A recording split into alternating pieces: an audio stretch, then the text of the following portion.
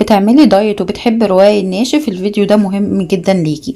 كتير مننا بيفكر ان الرقاق خفيف ومفهوش سعرات كتير، لكن الحقيقة ممكن تاكلي منه كمية صغيرة وتدخلي سعرات كبيرة من غير ما تحسي.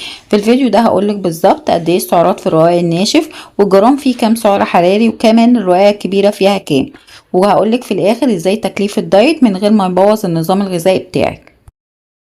كل 100 جرام من الرقاق الناشف فيه تقريبا 364 سعر حراري، 1.2 جرام بروتين، 76.2 جرام كربوهيدرات، 1 جرام دهون.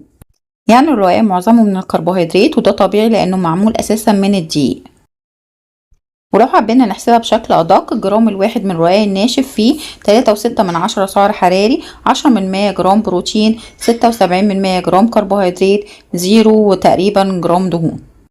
يعني كل ما الكمية هتكبر السعرات هتزيد بسرعة. عندنا رقاق كبيرة وزنها حوالي 60 جرام، فيها 218 سعر حراري، 6.1 جرام بروتين، 45.7 جرام كربوهيدرات، 6 جرام دهون. يعني رقاقة واحدة ممكن تدخل أكتر من 200 سعر حراري. ولو اتكلمنا عن نص كيلو رقاق ناشف 500 جرام، فيه 1820 سعر حراري، 51 جرام بروتين، 381 جرام كربوهيدرات، 4.8 جرام دهون. طب هل الرقاق الناشف ينفع في الدايت؟ ايوه ينفع، لكن بالكميه الصح. لو بتعملي دايت ممكن تاكلي نص رقاق او رقاقه واحده، ويفضل انه يتاكل من غير سمنه او دهون كتير، ويكون مع بروتين زي الفراخ او اللحمه، ومع سلطه كبيره عشان تشبع اكتر. كده تقدر تستمتعي بالرقاق من غير ما السعرات تعلى جدا. الرقاق الناشف مش ممنوع في الدايت، لكن المشكله دايما في الكميه.